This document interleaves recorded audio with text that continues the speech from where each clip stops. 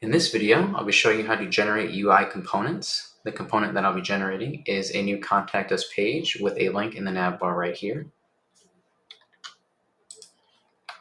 So I can pass the prompt to the model here, add a new tab in the nav bar titled Contact Us, as well as a basic page and route.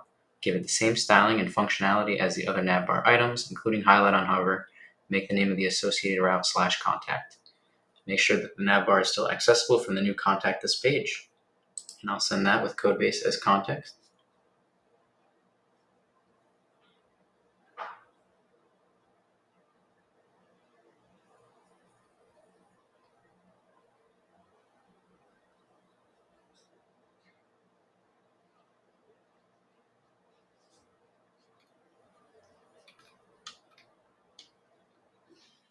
And here's our code,